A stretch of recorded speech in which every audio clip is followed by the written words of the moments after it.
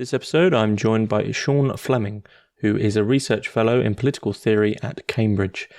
He has recently published an article called The Unabomber and the Origins of Anti-Tech Radicalism, which uses newly discovered archival material to uncover the ideas that inspired Ted Kaczynski. I'd like to say a big thank you to my paid patrons and subscribers for making all of this work possible. And if you would like to support Hermitix or become part of the community and gain access to some exclusive content, please find links in the description below. Otherwise, please enjoy. So, Sean Fleming, thanks very much for joining us on Hermitix podcast. Thank you very much for the invitation. So we're going to be discussing a paper of yours entitled The Unabomber and the Origins of Anti-Tech Radicalism, which you sort of emailed me about and had come across the podcast via Scabina. And this paper is, as you'd imagine, about, once again, the work of Ted Kaczynski, the Unabomber. But it's focusing, unfortunately, as I mentioned in the Scabina interview, the focus on Ted Kaczynski is usually, unfortunately, just on the media funfair surrounding the man himself or the crimes, as we're all aware, and very, very rarely does the actual work, which really for Kaczynski himself was the basis and the almost was the foundation of the reasons as to why.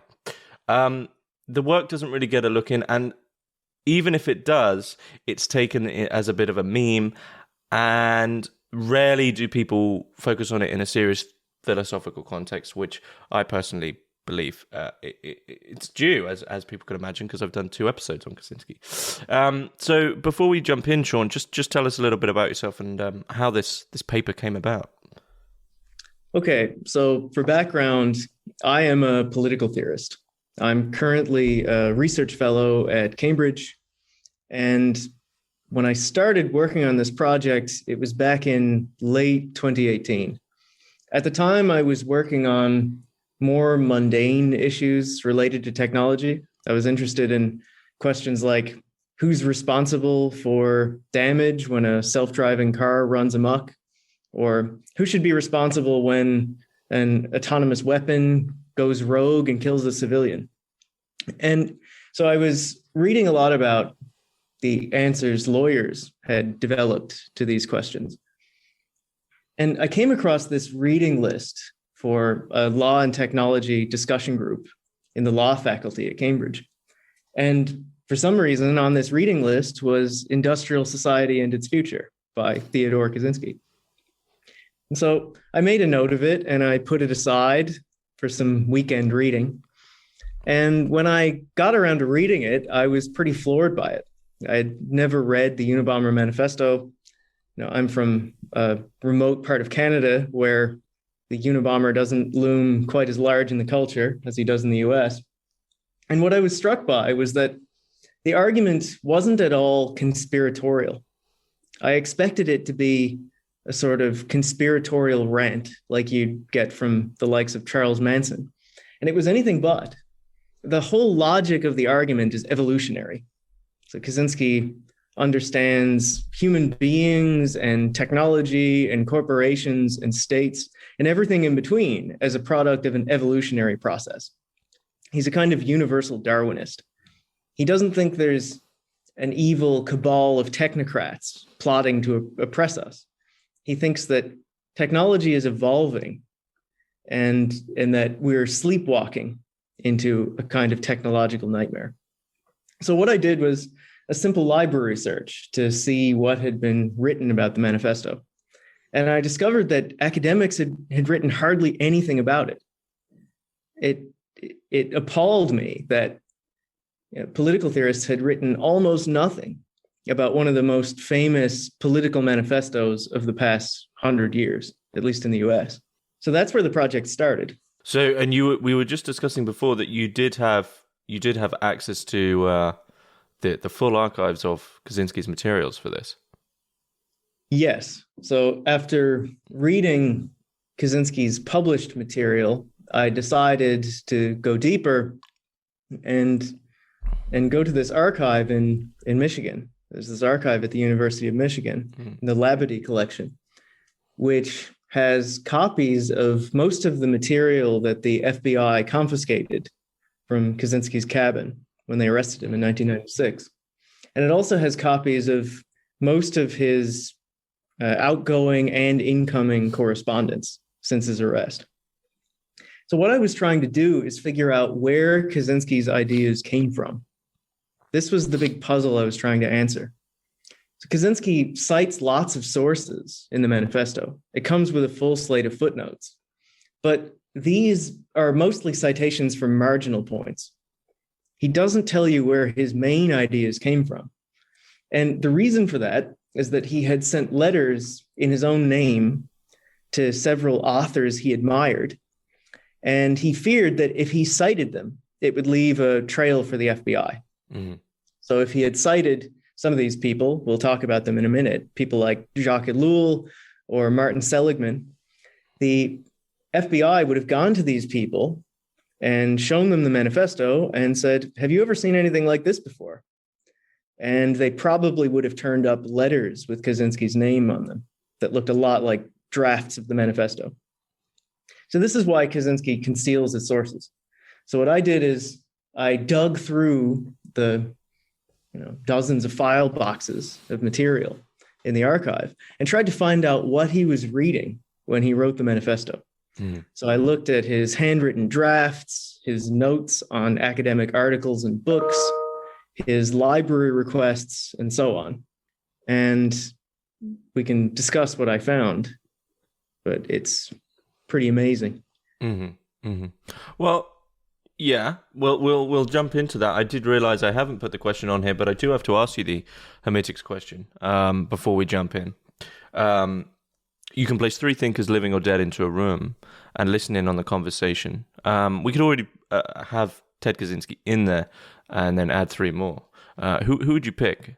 Do you have sort of a specific interests which might draw some people into that room? Well, let's just assume that Kaczynski is in the room because he's the one we're talking about right now. Mm-hmm. The second one would be Jacques Ellul, mm-hmm. for reasons that will become clear. I think what's interesting about the relationship between Kaczynski and Ellul is not just that Ellul influenced Kaczynski, but also that Ellul anticipated a lot of Kaczynski's arguments and tried to preempt them. He anticipated that someone much like Kaczynski would eventually come along and try to use his arguments to justify a violent revolution against technology. And he tried to head that off in advance. So it would be interesting to see Ellul's response to Kaczynski, because, of course, Ellul died just before the manifesto was published. The third one is a toss-up.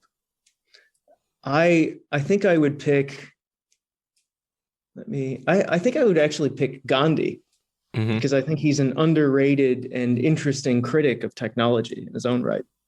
So he's often thought of as an anti-imperial thinker, but the crux of his argument in Hind Swaraj, which is his most important political work, is that modern technology is really the problem.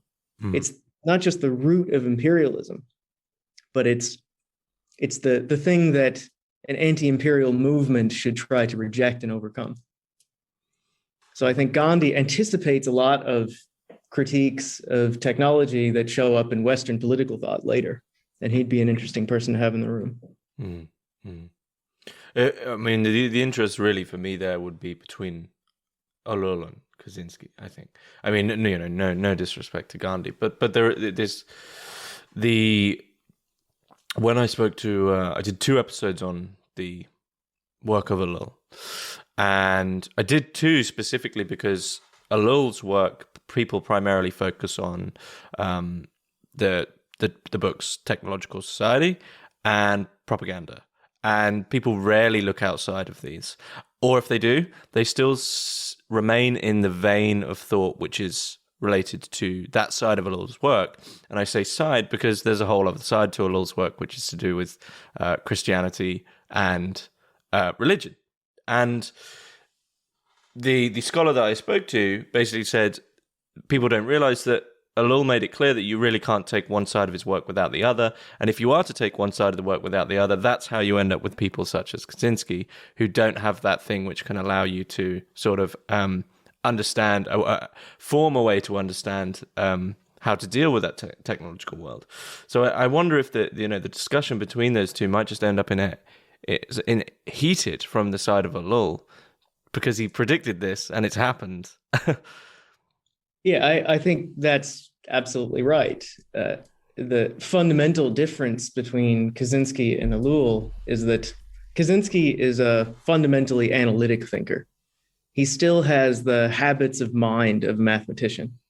If you look at the way he writes, it's very straightforward, even mechanical. His approach is analytical, for lack of a better word. Ellul is a very French continental thinker.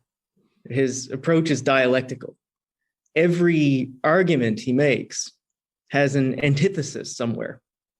And so what Kaczynski has done is he's latched onto the thesis that Ellul sets out in his technological works, the technological society, the technological bluff, the technological system, and he ignores or jettisons the theological antithesis that you find in Ellul's books, such as The Ethics of Freedom. And so the thesis in the technological society is that we are hemmed in on all sides by technique. The possibility of freedom is gone. And this would send you to despair if you took it seriously, which Kaczynski does. But then there's also the much more hopeful theological antithesis, which is that despite the fact that we are determined on all sides by technology, we can still find some sort of freedom in Christ. Because Christ stands outside the deterministic forces of both technology and nature. So you can think of Kaczynski as a sort of analytical Ellulian, analogous to analytical Marxism. So just as analytical Marxists retain the substance of much of Marxist thought, but reject the Hegelian dialectical part, Kaczynski does the same with Ellul. Do you mind if I ask, are you a religious man? No, I'm not. So how do you personally understand that view of Ellul's then? Do you see it as helpful, or do you see it as perhaps a hindrance in a way to criticisms of technique?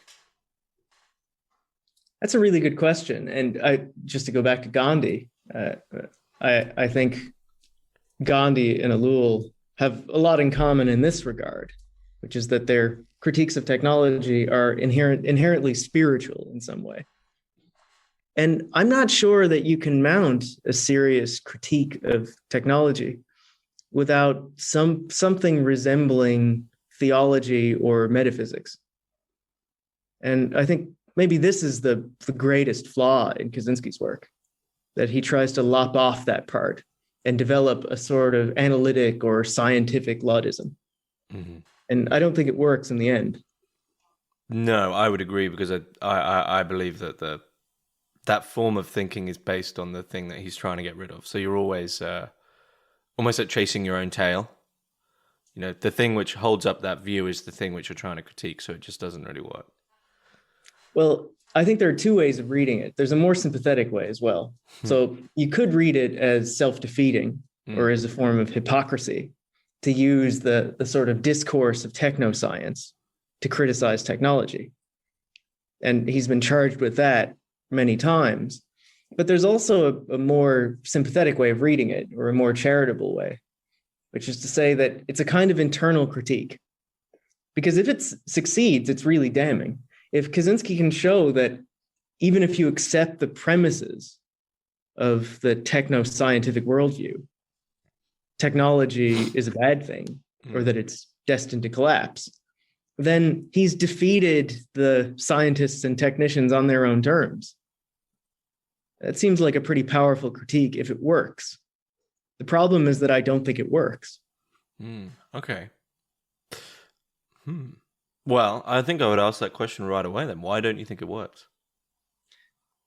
Well, the problem is that he has to step outside the scientific worldview that he starts with in order to explain what's wrong with modern technology. So he starts with this argument that goes something like this. Human beings have evolved in a Stone Age hunter-gatherer environment. We're biologically and psychologically maladapted to modern technology. Mm-hmm. And this, he argues, is why we suffer from so much anxiety and depression and eating disorders and self-harm and so on. So he says, we're miserable because we're in an environment that's radically different from the one in which we evolved. Well, the techno-scientist comes along with an easy answer and says, okay, well, why don't we modify human nature to fit technology? What's wrong with that? So Kaczynski needs to answer this argument. It's not self-evident, based on the mismatch he identifies, that the way of closing the gap is to destroy technology rather than to modify human beings to fit. So he needs an answer. And he says something like this. Well, he says, it would be incompatible with freedom to modify human beings to fit. It would deprive us of freedom. Mm-hmm. But this merely pushes the matter back a step. Why retain freedom if it's making us so miserable? And so eventually he needs some metaphysical conception of nature or wildness to understand or to explain why it would be wrong to modify human beings to fit the technological system. Mm-hmm. And he gestures at something like this. And in some of his unpublished essays, he sketches it out, but he never commits to it, precisely because it's incompatible with his scientific worldview. He needs some metaphysics of nature, but he can never commit to it. And that, I think, is the fundamental flaw in his worldview. He can't commit to such a metaphysics because he doesn't want to hone in nature.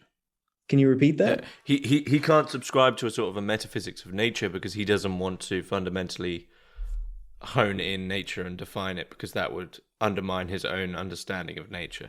Right? He does. I think he does define nature. So he says that nature is that which is outside of the control of organized society. So nature is that which is uncontrolled by human beings, more or less. But what he needs to explain is not just what nature is, but why it's valuable. Why is untrammeled evolution, which is essentially what his conception of nature is, valuable? Why is it good to allow biological evolution to take its course? Why is it a bad thing to interfere with that? That's what he needs to explain, and that's what he can't explain without some sort of metaphysics that goes beyond just a definition of what nature is. But of course, to ascribe a value to nature is, I would argue, immediately entering into like the same discussion of modern economics, right? What's the value of this? You're entering into the language of the modern world. So you're immediately caught in that problem again of finding a way to try and avoid the language of the modern world. I think that's right. And even if we come up with some synonym or some other term to signal the normative element that we're looking for here, the good of nature, maybe, it doesn't solve the problem. He still has to make that leap from is to ought. And he's really uncomfortable with making it. That sort of touches on the problem with Ellul. But as the other two thinkers, I think, are even more rarely drawn on you outline Ellul, Morris, and Seligman. So if we could begin with Morris, as Morris and Seligman as these two other clear influences, which you found, I believe, in the footnotes, this sort of hidden document of footnotes of the manifesto. Why Morris? What was he for Kaczynski? Okay, so let me briefly explain who Morris is. So Desmond Morris is a British zoologist who is best known for his 1967 bestseller, The Naked Ape. And it's one of the early works of sociobiology. And the work that most influenced Kaczynski was the sequel to this book, his 1969 book, The Human Zoo. And the basic idea of the human zoo is that modern society is not an urban jungle, as it's often described. It's more like a zoo. We get everything we want in exchange for obedience. And so what Kaczynski takes from Morris is essentially three ideas. The first is evolutionary mismatch. So the idea that we're maladapted to a modern technological society is in some sense already there in Ellul, but it's not a biological form of maladaptation. It's a social or cultural form of maladaptation in Ellul. And so under the influence of Morris, Kaczynski makes this biological. So he gives an evolutionary gloss to the idea of maladaptation that he found originally in Ellul. The second idea he takes from Morris is the idea of the power process, or at least the core of it. This is one of Kaczynski's signature concepts in the manifesto. And the basic idea he takes from Morris here is that human beings need some degree of purposeful, stimulating work. They need to be occupied with the pursuit of biological needs. And if they're not, they quickly become demoralized, bored, otherwise deranged. And so Morris drew on his experience of being curator of mammals at the London Zoo to explain what was going on here. So he observed that when you keep certain curious omnivores in a zoo, they exhibit all sorts of strange behaviors. So they pull their fur out, they fling excrement at spectators, they throw their food in the water just to go find it again, they climb the cage, they do all sorts of pointless things, kind of like the hamster in the wheel. Mm-hmm. And Morris called these survival substitute activities. Since these animals have a sort of biologically rooted meta need for purposeful activity, they'll do all sorts of strange things to satisfy that need, even when their needs for food, clothing, and shelter, or food and shelter in the case of animals, are satisfied. So Kaczynski took this idea of substitute activity or survival substitute activity and transformed it into another of his signature ideas, which is surrogate activity in the manifesto. Mm-hmm. So just as the animals do all sorts of strange things to entertain themselves, so do we. We talk about philosophy. We rearrange our furniture. We collect stamps. We engage in scientific pursuits and artistic pursuits. And all of these as well, Morris and Kaczynski argue, are substitutes for real biological survival-related activity. So this, in a nutshell, is what he takes from Morris. Mm-hmm. Mm-hmm. But of course, this whole logic sort of it rides on a chain of, as you sort of said, an analytical steps. Which, if you don't agree to the first one, then it's very difficult to come to the conclusions that Kaczynski does. So this idea of surrogate activities that one might, let's say, for instance, enjoy collecting stamps, Kaczynski would say that that's only an activity you enjoy because you've got no other meaningful activities. All your, as I understand, surrogate activities is because from this Morris perspective, food, shelter, warmth, water, all the basic survival needs, which we would usually be somewhat struggling for as our primary meaning in life in a primitive state, are completely taken care of in the the zoo of the world. And so from that, we then scramble to find meaning. But of course, then Kaczynski is sort of arguing that to get back to a real meaning, we would then have to revert back to a state where our basic survival needs would once again be a struggle, or would be our purpose in life. That's right. But of course, you have to take the step and say, well, perhaps, I these days I lean a little bit more. I used to be very, very sympathetic towards Kaczynski's outlook, but these days I actually lean a bit more towards, well, actually, what's wrong with the comfort that we've got? And I wonder if Kaczynski's arguments regarding freedom aren't exactly coherent because we now have these things as options, this life as an option, and that itself is a freedom to choose that now. So it's something that I brought up with Zerzan as well, is that at times I actually find the primitivist outlook very authoritarian, because they're saying, we should, they're speaking for everyone and saying we should go back to this way of living. We should all do it.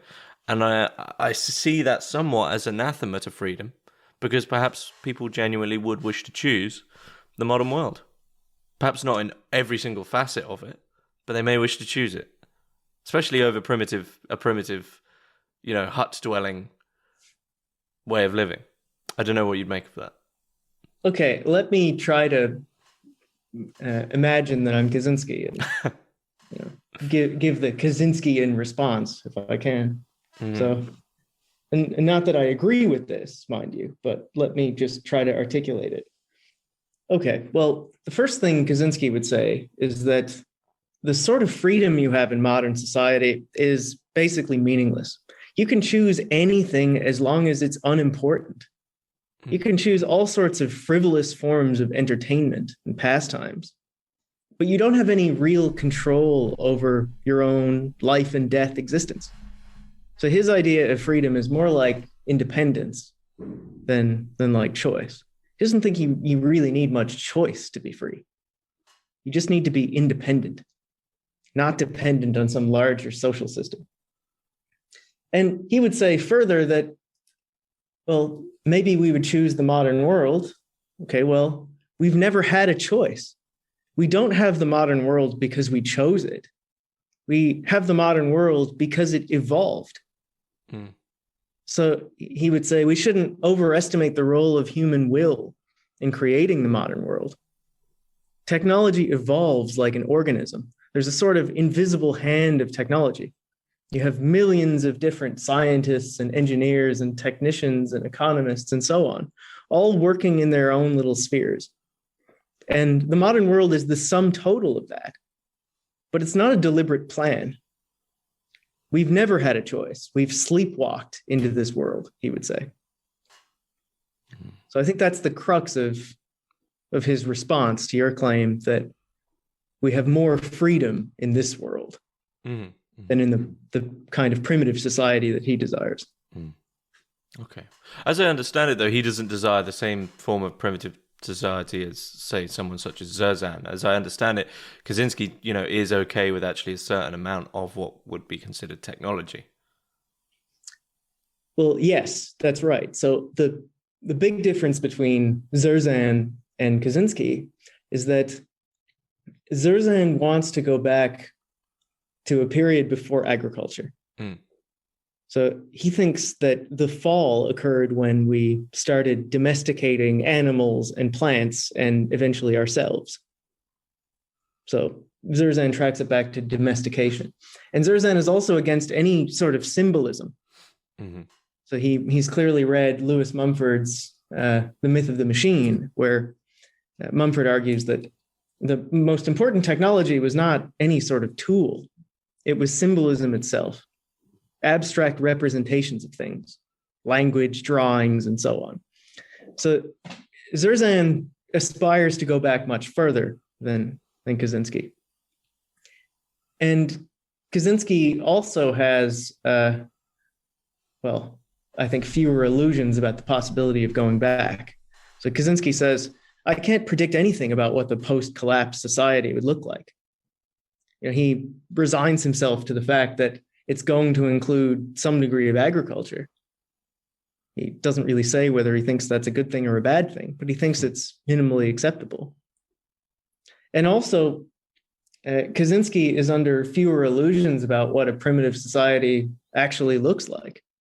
So Kaczynski wrote this long essay called The Truth About Primitive Life, a critique of anarcho-primitivism. And there, this is a thinly veiled broadside against Zerzan. He argues that if you read the anthropological literature, primitive societies don't look like the little gardens of Eden that Zerzan portrays them as. So they weren't necessarily gender equal. There was a significant amount of violence and xenophobia and all sorts of things that, with our civilized values, we now condemn. Mm. So he accuses Zerzan of projecting civilized leftist values back onto primitive societies. Where do you, out of interest, I'm always interested in what the the guest thinks themselves. Where do you stand? Are you critical of the modern world? Is there a certain point that you'd like to get back to? I am not a reactionary or a radical critic of the modern world. I think I'm a pretty tepid critic of technology. Mm-hmm. I'm interested in critiques of technology from a personal perspective, but I don't subscribe to the sort of radicalism you find in Zerzan or Kaczynski. Mm-hmm. Mm-hmm. Okay. Who out of interest? I mean, is there a critic of technology who you find yourself agreeing with, perhaps a bit more closely than Zerzan or Kaczynski? It's a good question. I sort of pick and choose from all over. I've learned a lot from books by Neil Postman. Mm-hmm. Amusing Ourselves to Death is a great classic. And I think I've learned a lot from Ellul as well. I think I identify much more with Ellul than I do with any of his more radical offshoots. Mm-hmm. Okay. So I think Ellul tells you more about what to do in your own life than many of these other critics of technology do. Ellul says, to sum up his idea of what a revolution is, it's when we all decide to replace frantic activity with contemplation, to deliberately slow down. You don't need a movement to do that. Mm-hmm. You can decide to slow down in your own life. Well, someone else who I've done an episode on in the past was Bernard Chabonneau, who is obviously Ellul's sort of right-hand man in a way, and their work is, if you look deep enough, is clearly tied up together. And Charbonneau is out in the countryside, living that, quite literally living that life. And I always respected that more than a sort of purely theoretical. Well, here's the theory, but I don't know. I don't know what you should actually go and do. This problem is evident in Heidegger as well, for instance. But just to keep on this trail of influences, we also have Seligman. So, who is Seligman to Kaczynski, and what does he bring to the table?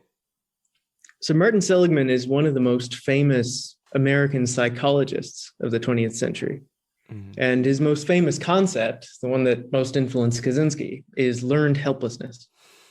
Seligman did these famous experiments where he put dogs in these boxes and repeatedly gave them shocks that they couldn't escape from. And then he opened a gap in the box where the dogs could escape. Mm-hmm. And he found that even when they could escape, many of these dogs that had already been shocked repeatedly didn't even try to escape. They just lay down and quietly whined. Mm-hmm. So he called this learned helplessness. If you're subject to uncontrollable stimuli often enough, you become demoralized.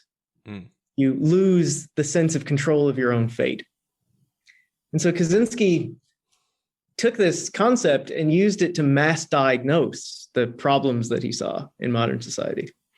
So Kaczynski thinks we all have some degree of learned helplessness. We're all pushed around by social and economic forces we can't control and large organizations we can't possibly influence.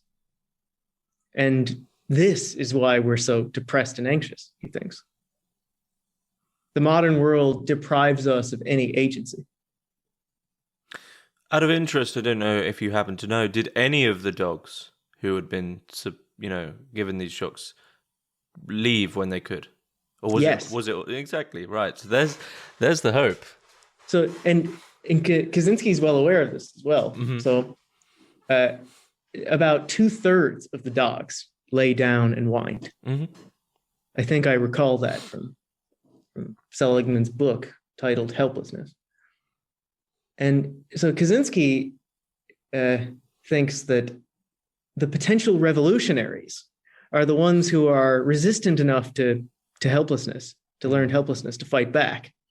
And the leftists are the 2/3 who lay down and whine. This is essentially what he thinks. Yeah. So this is one of the parts of, specifically in the manifesto.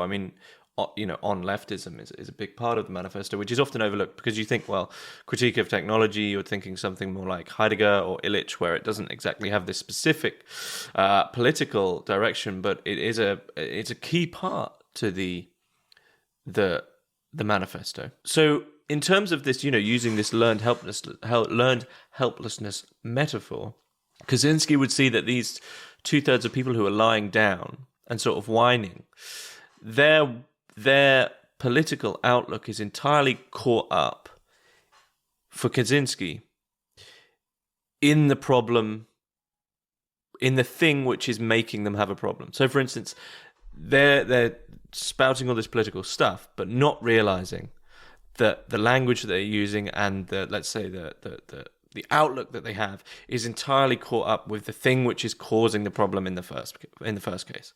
That's what. Would I be right in saying that that's what Kaczynski sees leftism as? Yeah, I think that's one dimension of it, for sure. And I think you're right that this is the part of the manifesto that's most often overlooked and the one that has puzzled most readers. A lot of people open the manifesto and they read the intro about all the things the Industrial Revolution has done to us, and then they see the first section on leftism and think it's a huge digression. They don't see the point of it. But the point is essentially what you just said, that he sees leftism as a kind of benign outlet for hostility and aggression. Social justice and its predecessors have co-opted the revolutionary impulse that would otherwise be directed against the technological system. So in one of his essays, Kaczynski calls leftism the sort of fire extinguisher of the technological society. What do you mean by that? Well, whenever there is a significant amount of discontent in a society, it gets channeled into a social movement where it becomes perfectly harmless to the system.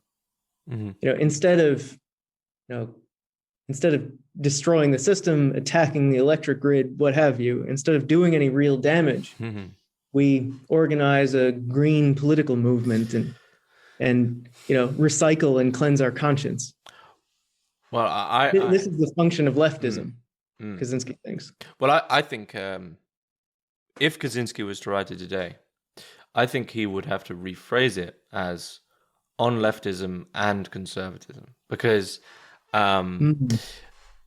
it's probably my favorite piece of Kaczynski's writing, the system's neatest trick. That subsuming the rebellious and so-called radical attitudes back into the system, but people sort of feel as if they are doing something radical, but really it's all completely controlled. And I would say now, I was somewhat actually sympathetic to him when he began. I thought he had a voice, but now I would say that Jordan Peterson falls entirely into this category. In fact, it made me laugh because he recently criticized leftists for attacking cars, which he then said was the absolute symbol of freedom. And I remember thinking, this is so perfect, because not only is it the system's neatest trick encapsula, but also at a certain point, Kaczynski comments on the fact that cars are actually the absolute opposite of freedom, right, in the modern world. And I thought it was so perfect. But I feel that they've fallen into the exact same trap from that Kaczynskian view. I think you're absolutely right. And it's worth noting here that Kaczynski is also pretty hard on the right. So in the manifesto, he says something like, it's only a brief remark, he says, the conservatives are fools. They whine about the decay of traditional values, yet they enthusiastically promote economic progress and technological growth. Apparently, it never occurs to them that you can't have a developed technological society with traditional values. So if the left is pseudo-revolutionary, in Kaczynski's view, the right is pseudo-reactionary. They're not really challenging the fundamentals of the system. And the only reason that Kaczynski is harder on the left than he is on the right in the manifesto is that he doesn't think the right will be attracted to his anti-tech politics. He anticipates that it will be the left that will try to hijack his anti-tech movement and transform it into yet another faction of the social justice movement. So he emphasizes his hostility to the left simply for strategic reasons. He saw what happened to Earth First in the 80s. It started as, this, for lack of a better phrase, eco-redneck movement. It was a bunch of rough and tumble guys from the Southwest who loved wilderness and sabotaged bulldozers. And as the group became more and more successful, it attracted a more college-educated, leftist group of followers, mainly from the coasts, and they eventually swamped the movement. And in Kaczynski's view, contaminated it with all these other concerns. And so this is what he has in mind. Well, it seems to me, I mean, the right certainly has sort of somewhat taken on Kaczynski, but it seems to me that the people who are taking up Kaczynski are what we could consider in the phrase, I can't remember who, but are sovereign individuals. Seems to be the people who've primarily, sort of a third position of, I don't know if you've read it, but Ernst Junger's concept of the anarch, right? The person who is entirely sort of just completely removed. And these sort of people are taking up Kaczynski because, as you say, I don't think it's almost, Kaczynski's made it unco-optable by political systems because they will dilute it. And then once again, like Earth First, it's just lost in the the nothingness of ecological debate, right? Like, they debate year and year and year after year, but at the same time, they still, as you mentioned previously, it always makes me laugh that in all the debates surrounding what is good, right, and just for things, the justification that is primarily used is the economy is doing well, the numbers going up. We saw this with coronavirus, for instance. It's like, oh, we have to do this to save the economy. Well, it's like, well, why don't we do something for the wellness of people? Why don't we do something for people's health or good, well-being or goodness or beauty? No. The number, that's the primary problem. Is it's everything, and that almost justifies, the ends justify the means in that sense. Is if we do this, the economy will be saved, as if that matters in any respective sense. Our value system is so hollowed out that we can't muster any sensible response anymore. No. Well, what would be the sensible response? Well, I guess we can't. Well, that's all been. So, as you said, it's been hollowed out. There's nothing. We don't really have anything to use. Well, and this gets back to our previous critique of Kaczynski here. He doesn't really have a well-developed value system either. I don't think. Can we blame him for that though? Because I think he's being honest with himself in that, much like Zerzan, actually, that at least they're honest in the sense that they admit, we've been born in this. And I think, for instance, to take texts such as the bicameral mind, or this idea of when you go back, like when you go far enough back in time, it's almost like a consciousness which is so different that we now just can't really even think or perceive the world as they did, for instance. And as Ted Kaczynski is saying, you're born into this, so you're almost born into a cage of sorts. Well, I think Ellul is relevant here. Ellul, unlike Kaczynski and Zerzan, does not try to imagine what the primitive man, so to speak, thought or wanted or desired. He says, I couldn't possibly know that, and it doesn't really matter. I'm not trying to recreate the past. That's not the goal here. It's to try to recover some condition of freedom in the future. There's no question of recreating some past condition of freedom because there was never a past condition of freedom. Primitive man was hemmed in by all sorts of rites and rituals and the forces of nature, which are still deterministic. They're not quite as tight as the forces of technology. They don't constrain us quite as tightly, but nature too is a set of chains. There's no freedom to be found in going back. So Ellul says the only way of finding any sort of freedom is to recognize whatever the current constraints are and try to transcend them, whether they're natural or technological or something else entirely. freedom is relative to the set of constraints that we find in front of us. And I think that's the right way to think about it. And so this is why I'm not a primitivist. Do you feel free? Well, let me cite something else Ellul says in response to that. He says something like, well, we are most enslaved when we think we're comfortably settled in a condition of freedom. So as soon as we think we have found freedom and we can rest on our laurels, that's exactly when we're enslaved. Mm. You have to fight for it every moment. Freedom to me is recognizing the urge to check your phone and refusing to do it. Hearing the phone ring, refusing to answer it. Mm. Being perturbed by something and refusing to bow down to it. That's freedom in Ellul's sense. Okay. And I think that's a much better conception of freedom than your own. I would agree. I would agree, because it begins from the constraints that you have, and it's not idealistic in a sense that you're wishing to go back or forward. It's like, well, what can you do now, right? Where can you go? What can you do now? And what can you use now? And one of the odd implications of this conception of freedom is that if there are no constraints, you can't possibly be free. Well, you're always a slave to something. And even if you could do anything, even if you were a sort of God, you couldn't possibly be free because you wouldn't have any constraints to overcome. Mm-hmm. That's the straightforward implication of Ellul's view of freedom. So you need limitation for freedom. That's right. Mm-hmm. It's exactly right. Mm-hmm. And agree. Resigning yourself to your limitations is not at all what he means. It's much more radical than that. Mm. He thinks that limitations, rules, laws, whatever else, he is a sort of Christian anarchist. Mm. He thinks that finding the strength from Christ to overcome these things in your own life, even in your own mind, if that's all you can do, is what freedom means. Mm. But I guess I would argue that the first task really is to make people even realize the majority of limitations that have been put on them.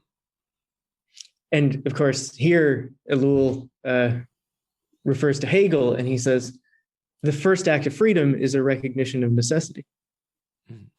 The first step to being free is to recognize the constraints that you face. You can't transcend constraints if you don't recognize them in the first place. You're doomed to be constrained if you don't escape prison unless you know you're in prison. Well, I suppose there are examples where, maybe you could dream up some hypothetical where you could, but it's unlikely to work. You could be whisked away by a helicopter in your sleep. Mm. So where do you think this Kaczynskian form of anti-tech sort of radicalism, which I would say is actually getting fairly popular, people are making lots of podcasts about it.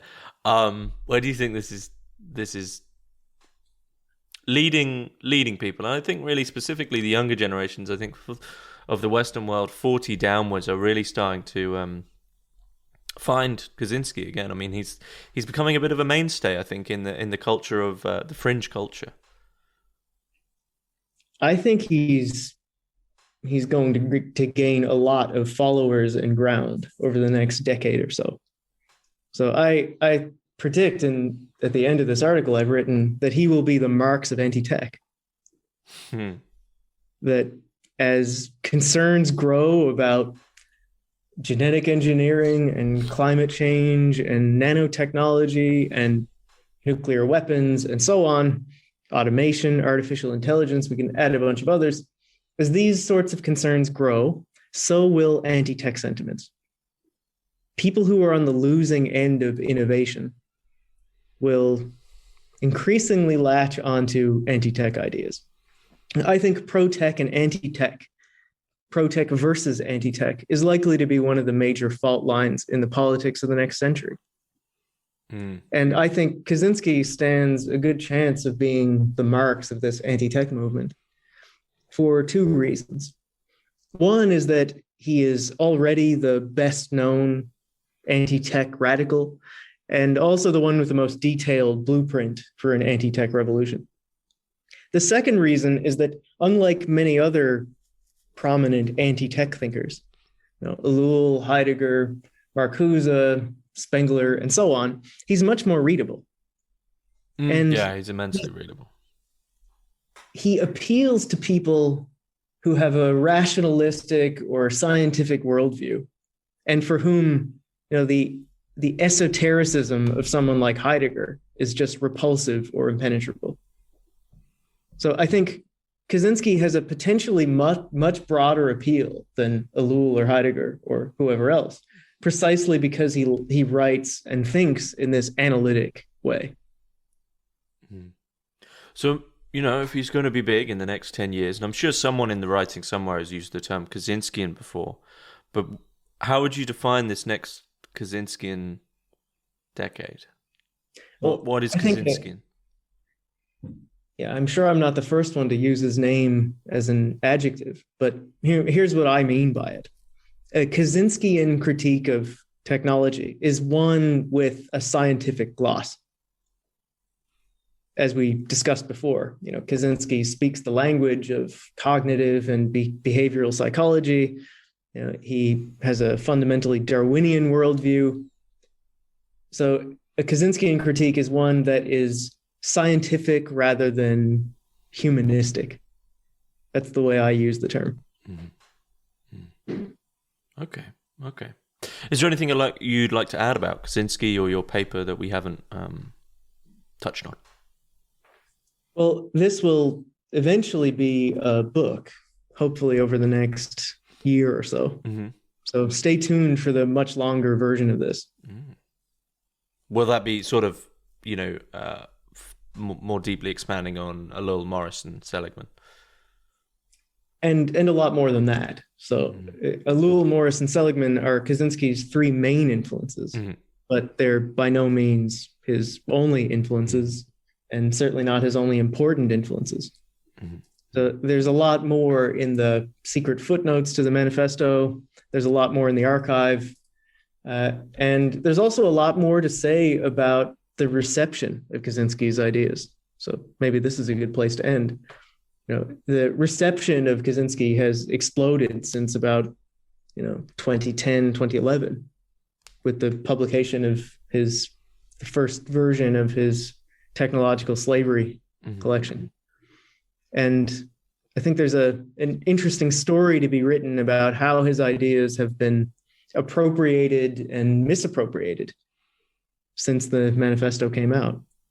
As I said before, it's one of the most famous manifestos in the past 100 years. And there's hardly anything written about not just Kaczynski's influences, but his influence as well. So there's going to be a lot in the book about the people who've been influenced and inspired by Kaczynski. Okay. Is there anyone now who you can see who's perhaps a little bit more well known who you see as being directly influenced by Kaczynski? Well, let me just pick out a few people. So let's go from people on the far right first, the more mainstream thinkers. So the most famous far right figure who appropriated Kaczynski's ideas was the Norwegian mass murderer Anders Breivik. And he plagiarized the section on leftism in the manifesto, in his own manifesto after his attack. And that, I think, was what introduced the broader far right to Kaczynski's manifesto. So the Greek neo-fascist party, Golden Dawn, published a translation of Industrial Society and its Future a few years ago. One of the headline speakers at the Unite the Right rally in Charlottesville recently published an audiobook of the manifesto. Various far-right figures have since latched onto him, many of whom have green pretensions. So the same people who are reading Pentti Linkola are often reading Ted Kaczynski. So that's one part of his reception. I think another really interesting part of his reception is among people who are radically optimistic about technology. So Ray Kurzweil said a bit about the manifesto in some of his works. And he says, Well, I read it and it was strange, but there was a lot of it I agreed with. Kurzweil thinks Kaczynski is right, that technology is an autonomous, self-organizing system, that it's beyond rational human control, that it is in some sense out of control. He simply disagrees about whether it's a good thing or a bad thing for humanity. So there are prominent figures like Kurzweil, I think, who have adopted some of Kaczynski's ideas. I won't give away too much on the techno-optimist side, because this is something I'm currently working on, and it'll be part of the book.